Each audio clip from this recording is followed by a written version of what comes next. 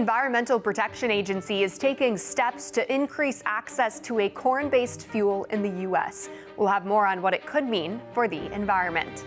Plus, Wall Street's top regulatory body votes to adopt a new set of climate disclosure rules. And scientists are exploring a new method to recycle plastics that may revolutionize the industry.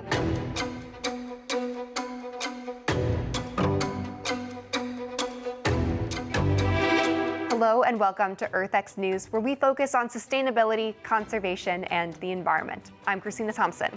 Let's get into some of the biggest headlines facing our planet. The U.S. government lifts a seasonal ban on corn-based fuel. 8 states will now have a year-round access to gasoline blended with 15% ethanol after the Environmental Protection Agency scrapped a policy blocking summertime sales of the fuel called E15. The federal agency decided to permanently remove the regulations after several governors petitioned the EPA for unrestricted sales of the blended fuel throughout the year. In the past, the EPA shut down sales of E15 during the warmer months over concerns it contributed to smog in hot weather. But EPA officials now say the higher ethanol blend may actually lead to a small decrease in some emissions that cause smog.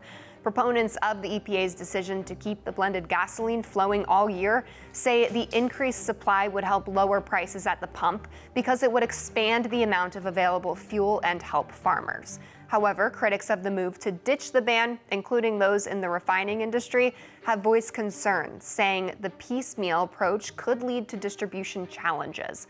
The EPA's new policy is set to take effect next year. Wall Street's top regulatory body adopts a new climate disclosure policy.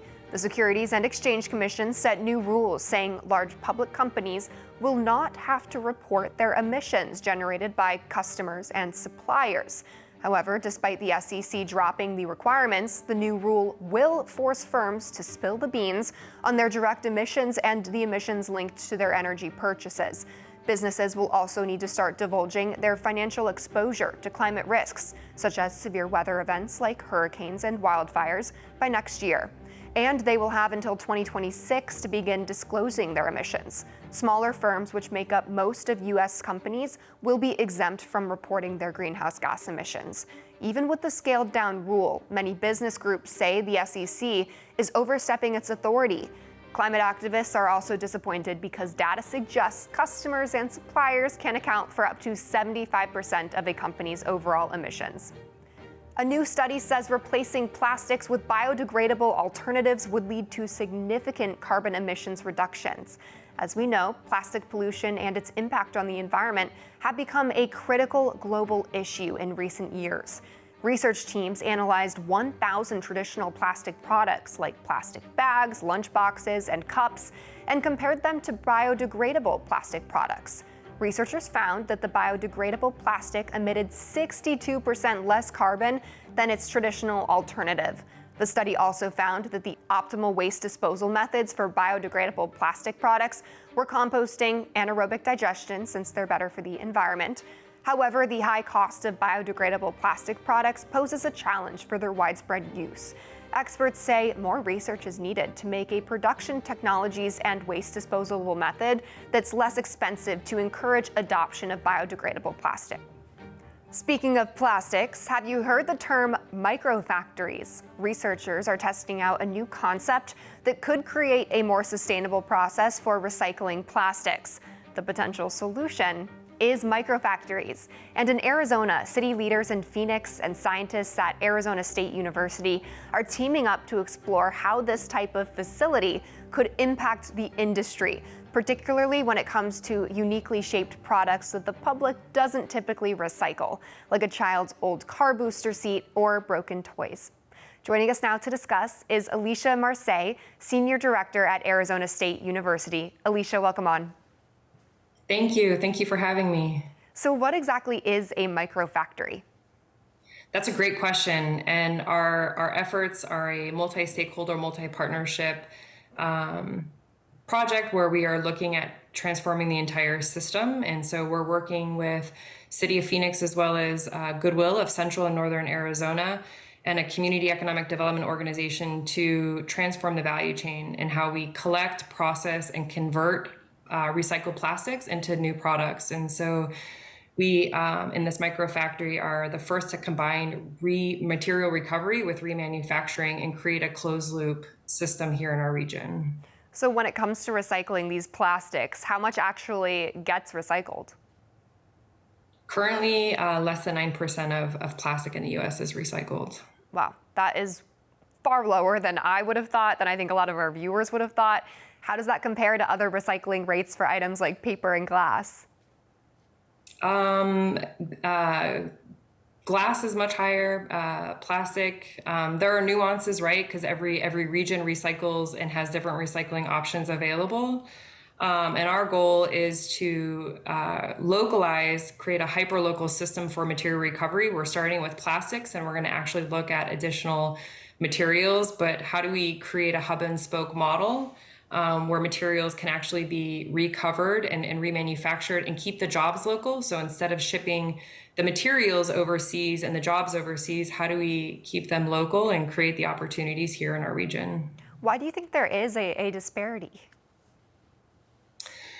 Oh, that's a great question. Quite complex, if you will. But I think part of it is, how do we rethink consumer education and that it's not actually waste material? Plastic is actually a very valuable, pretty amazing material. So we actually collect more. How do we keep it in the system longer? That's the goal of circular economy, to extend the life cycle of the product. And something that we talk a lot about through our hubs is how do we bring what's considered back of house in terms of this type of processing front of house, so people can actually see their recycled materials going in one end and end products coming out the other, so they're able to see the value of changing their behavior locally. So with these micro factories, I know we brought up the example of perhaps a child's car booster seat, but what other types of items would you see getting recycled that would typically just end up in a landfill somewhere? Yep. So we're starting with, if you look at the bottom of a lot of your plastic goods, number 2s and number 5s, so the rigid plastics, cell phone cases, like the multitude of materials and products are actually endless. Part of the challenge will be, and what we've started discovering with Goodwill, is they're not all labeled, right? So a lot of the products that we're recycling don't have the triangle at the bottom. So we've invested in some technologies to sort and grade appropriately to understand the material properties, so we can increase the collections and then drive the consumer education to increase those collections by materials and products. Alicia Marseille, thank you. In California, lawmakers want to use $1 billion in bonds to redevelop seaports for offshore wind energy projects, even as the industry faces challenges like losing subsidies and increasing costs. You might remember we've reported on several offshore wind developers in the Northeast canceling or delaying projects because of these growing costs. Nevertheless, California is forging ahead. Last year, Governor Gavin Newsom signed a new law that gave California the ability to buy electricity from these wind facilities, regardless of the rate. This was to make sure that changes in costs would not interfere with the projects, and so that companies know there's still a market for it. The law is expected to increase electricity bills for Californians, though how much is still not known. Turning now to international news, calls are growing for ecocide to become an international crime.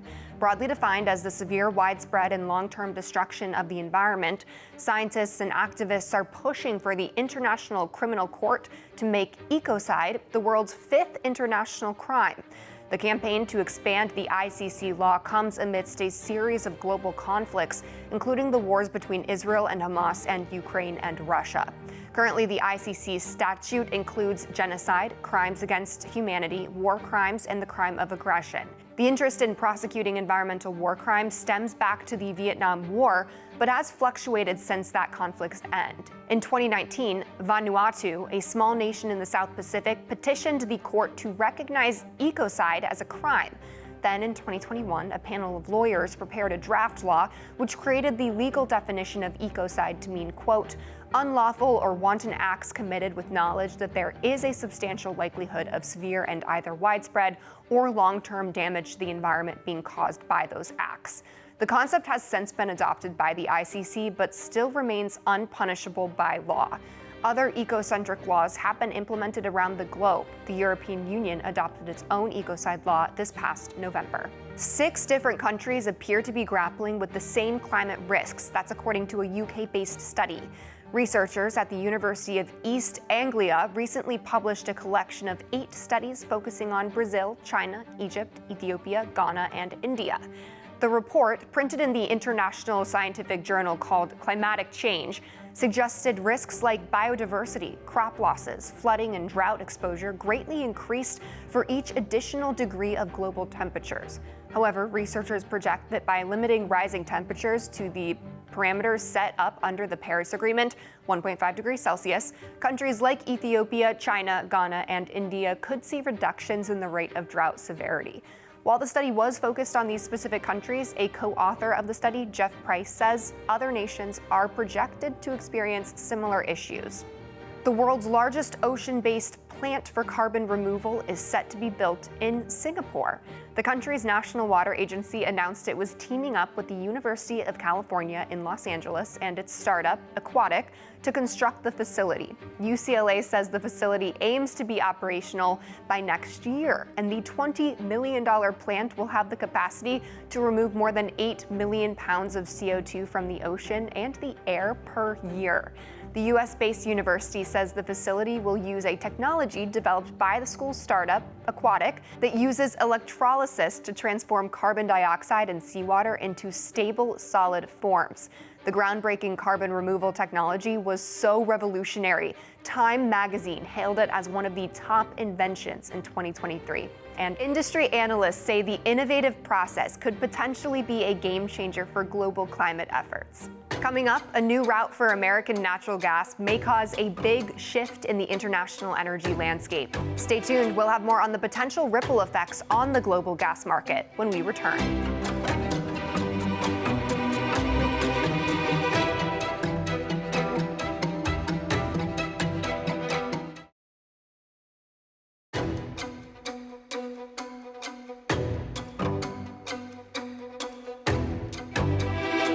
Fracked U.S. gas will now flow through Mexico. The fracking boom turned the United States into the world's largest natural gas producer and exporter. Energy giants like ExxonMobil, based in the U.S., have the supply. Countries around the world, including many in Asia, have the demand. They are using even more natural gas, partly to move away from coal and oil. Mexico is key to America's continued dominance, as the natural gas will flow through terminals in or near the Gulf of Mexico, bypassing the drought-stricken Panama Canal. Recently, we spoke with Baird Langenbrunner, research analyst at Global Energy Monitor. Here's that conversation. So when it comes to this global supply of natural gas, where does the U.S. fit in? In terms of exporting natural gas, the U.S. is in the lead in the world and followed closely by Qatar and Australia. And the U.S. is also the world's largest producer of natural gas. So then how did the U.S. rise to become such a key player in fracking, and is this a good thing for us? So the U.S. wasn't producing or wasn't exporting a ton of gas. And in the mid-2000s, this fracking boom happened. So U.S. energy producers realized that they could, shoot water into bedrock and release a lot of gas in a couple different basins in the U.S. And at the same time, some other forces made natural gas prices go up. So the U.S. started exporting a lot. The question of whether it's good for us or not, it really, I think, depends on who you're asking or what you're asking about. I think it's been really good for oil majors and energy companies. It's also been a good geopolitical tool for the U.S. So that's a positive in some ways for some people. And there's also a lot of reasons that increased gas exports is not great.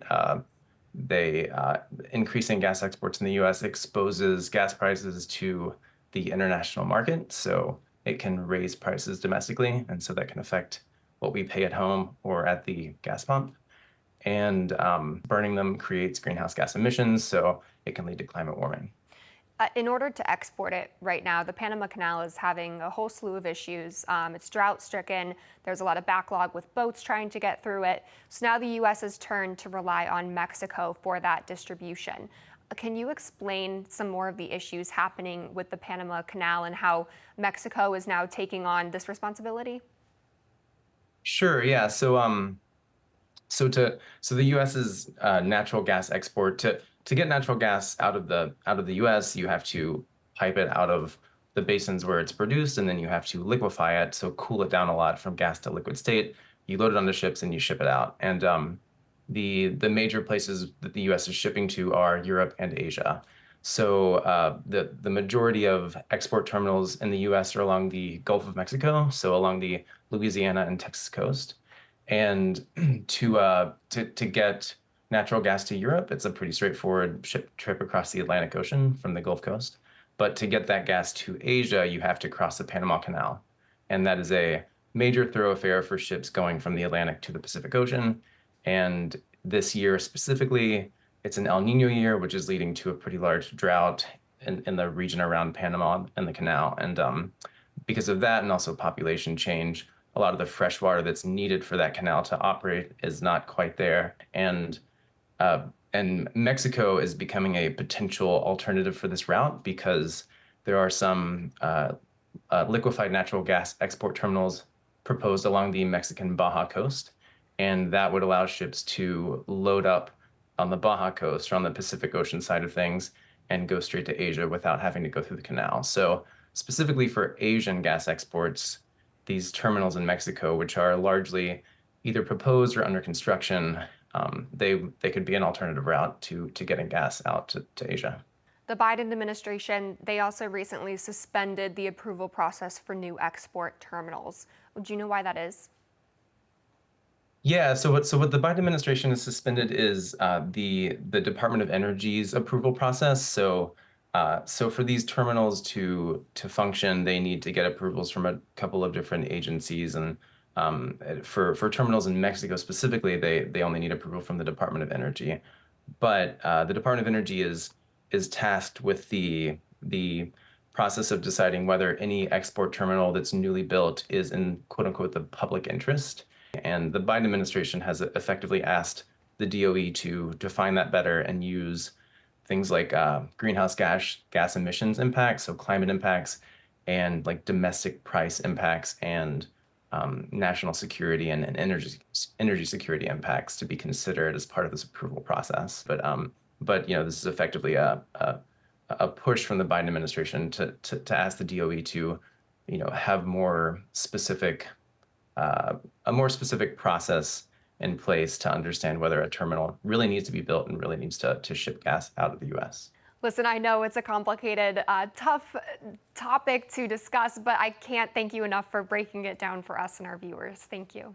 Coming up, scientists and conservationists in Kenya are taking steps they hope will offer one embattled species a lifeline. We'll have more on their efforts when we return.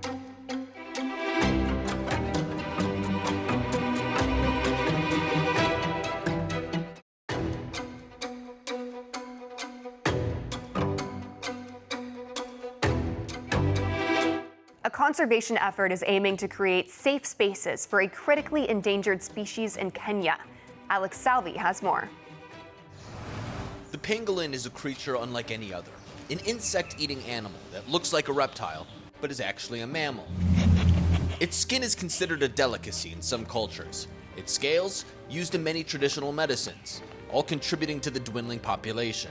Residents in Kenya are trying to prevent that. We are estimating that we have between 30 to 80 giant ground pangolins left in Kenya, and that all is in this area we call Nyekwiri because this is the only place we've confirmed they are. Pangolins are often the targets of poachers and traffickers, but also find themselves victims of climate change and everyday human activity. They're protected under international law, with most of the species considered to be critically endangered, prompting many communities in Kenya to take dramatic action to protect those remaining. Their first plan of action? Taking punitive steps against violators and making sure they learn their lesson to prevent any future harm. We've been able to sacrifice one pangolin to understand how the scales lose their weight, and so that when at the airport you are found with a suitcase or a bag of pangolin scales, we can be able to determine how many pangolins are in that bag of yours. How many pangolins did you kill, remove the scale, and are trying to sell or export. Conventional conservation efforts are proving to be unsuccessful. Researchers hope, however, that new programs dedicating 10 acres to each animal could offer a renewed sense of hope for survival. But such an effort requires the collaboration of non-governmental organizations and individual landowners to make it work. Conservationists believe the most important step to ensuring the survival of pangolins is through educating people about their plight, and believe that as residents become familiar with the species, they'll be more willing to take on a bigger role to fight for their existence. For EarthX, I'm Alex Salvi. Alex Salvi, thank you. And before we leave you, some new data reveals a surprising discovery about an endangered marine species.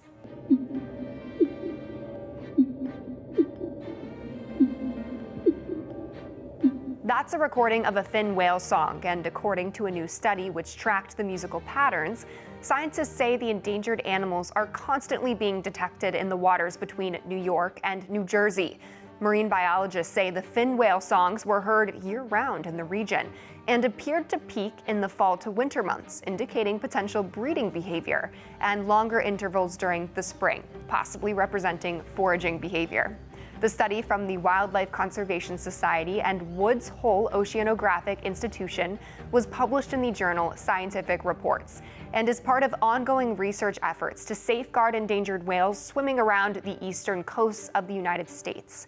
Researchers say with continued monitoring and conservation measures, they hope to ensure the long-term survival of these marine species in the region.